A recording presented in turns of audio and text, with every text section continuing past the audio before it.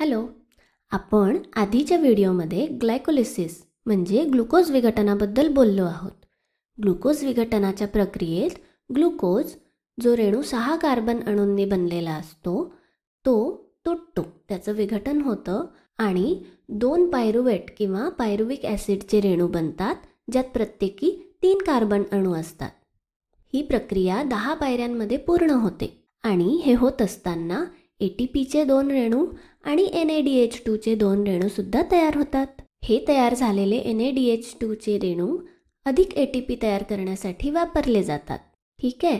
आता एकदा हे पायरुवेट तयार झाले की ऑक्सिश्वसनाच्या पुढील टप्प्यावर जाण्यासाठी हे तंतुकणिकेमध्ये हस्तांतरित करावे लागते. इथे तंतुकणिकेमध्ये पायरुवेट या रेणूचे ऑक्सिडीकरण होते. पायरुवेटमधून इलेक्ट्रॉन आणि हायड्रोजन NAD+ कडे हस्तांतरित केले जातात. NAD+ हा आपला आवडता इलेक्ट्रॉन वाहक आहे. हे इलेक्ट्रॉन आणि हायड्रोजन मिळाल्यामुळे त्याचा NADH2 बनतो, बरोबर. आता इथे पायरुवेटपासून आपल्याला ॲसिटिल कोए आणि कार्बन डायऑक्साईड मिळतो.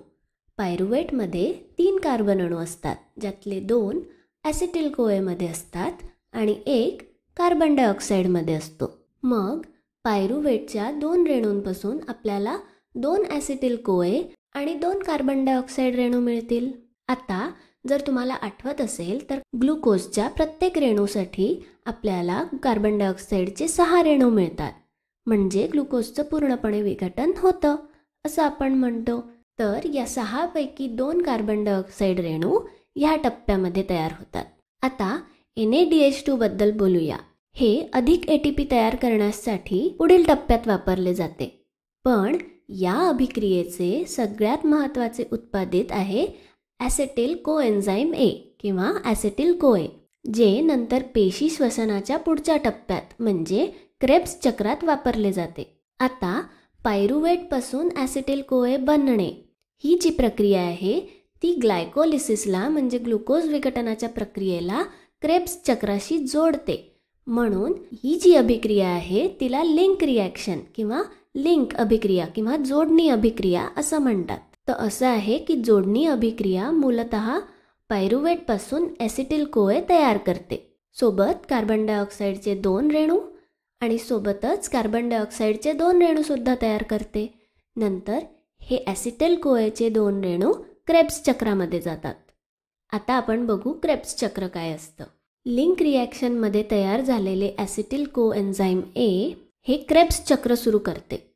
कसं हे समजून घेण्यासाठी आपण क्रेब्स चक्रात ॲसिटिल कोएचा 1 रेणू कसा अभिक्रिया करतो याचा विचार करूया. आधीच्या लिंक रिॲक्शनमध्ये ॲसिटिल कोएचे 2 रेणू तयार झाले होते, बरोबर. पण आपण इथे एकच लक्षात घेऊ. आधी एका रेणूसाठी अभिक्रिया लिहून घेऊ आणि मग उत्पादिते आणि अभिक्रियाकारके दुप्पट करू, बरोबर. तर ॲसिटिल कोएचा हा 1 रेणू काय काय करतो, तो ऑक्सॅलोॲसिटेट नावाच्या एका रेणूसोबत संयोग पावतो. ॲसिटिल कोएमध्ये 2 कार्बन अणू आहे, ऑक्सॅलोॲसिटेटमध्ये 4 कार्बन अणू आहेत. हे ऑक्सॅलोॲसिटेट तंतुकणिकेमध्ये भरपूर प्रमाणात आढळतं. आता हे दोन्ही मिळतात आणि बनतो सायट्रिक आम्लाचा रेणू, ज्यात 6 कार्बन अणू असतात. आणि हा सायट्रिक आम्ल रेणू क्रेब्स चक्रातला पहिला रेणू आहे. क्रेब्स चक्रात तयार झालेला पहिला रेणू असल्यामुळे याला सायट्रिक आम्ल चक्रसुद्धा म्हणतात. आणि आता या चक्रामध्ये सायट्रिक आम्लाचे सुद्धा ऑक्सिडीकरण होते. कसे पहा. सायट्रिक आम्लाकडून इलेक्ट्रॉन आणि हायड्रोजन हे NAD+ आणि FAD+ यांच्याकडे जातात. FAD+ हा आयनसुद्धा NAD+ सारखाच असतो, तो सुद्धा इलेक्ट्रॉन वाहून नेऊ शकतो. तर हे इलेक्ट्रॉन NAD+ आणि FAD+ कडे येतात. तर या इलेक्ट्रॉन वाहकांना हे इलेक्ट्रॉन्स मिळतात आणि हायड्रोजन्ससुद्धा मिळतात आणि हे हायड्रोजन आयनसुद्धा मिळतात. ठीक आहे. तर ही प्रक्रिया पूर्ण होते 8 टप्प्यांमध्ये किंवा 8 पायऱ्यांमध्ये. तसंच यापैकी काही टप्प्यांमध्ये कार्बन डायऑक्साईड बाहेर टाकला जातो.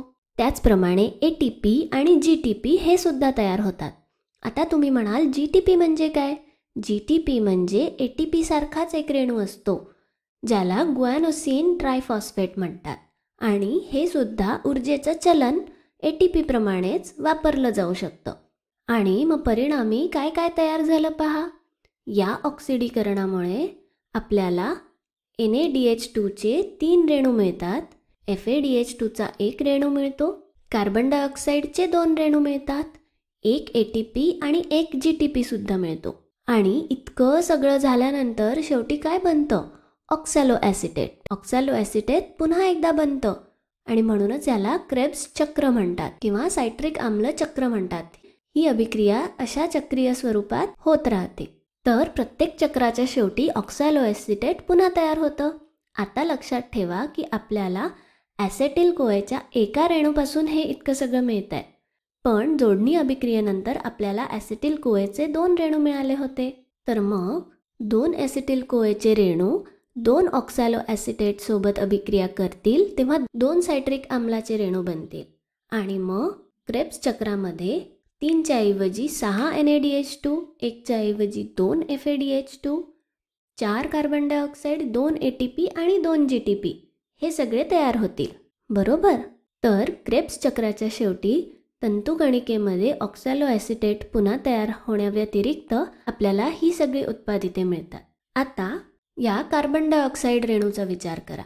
आपल्याला लिंक रिॲक्शनमध्ये म्हणजे जोडणी अभिक्रियेमध्ये 2 कार्बन डायऑक्साईडचे रेणू मिळाले होते आणि आता या अभिक्रियेमध्ये क्रेब्स चक्रामध्ये आपल्याला कार्बन डायऑक्साईडचे 4 रेणू मिळाले.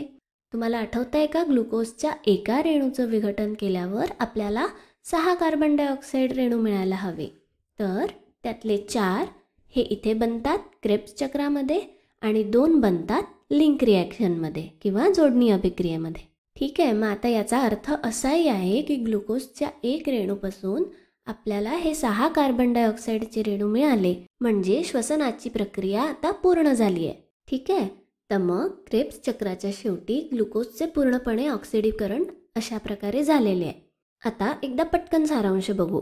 पहा, ग्लुकोजपासून पायरुवेट तयार होते, पायरुवेटपासून ॲसिटिल कोए तयार झाले, ॲसिटिल कोएच्या रेणूंनी ऑक्सॅलो ॲसिटेटसह संयोग केला आणि आपल्याला सायट्रिक ॲसिड मिळाले. मग या ठिकाणी क्रेब्स चक्र सुरू झाले आणि या चक्राच्या शेवटी ग्लुकोजचे पूर्णपणे ऑक्सिडीकरण झाले. ठीक आहे, बढिया. मग आता एकच गोष्ट बाकी आहे आणि ती म्हणजे हे सगळे इलेक्ट्रॉन आणि हायड्रोजन जे NaDH2 आणि FADH2च्या रूपात वाहून नेले जात होते त्यांचं इलेक्ट्रॉन वहन साखळीत जाणे आणि इलेक्ट्रॉन वहन साखळीतून हे फिरतील आणि शेवटी ATP तयार करतील. ठीक आहे. तर या व्हिडिओसाठी इतकंच. धन्यवाद.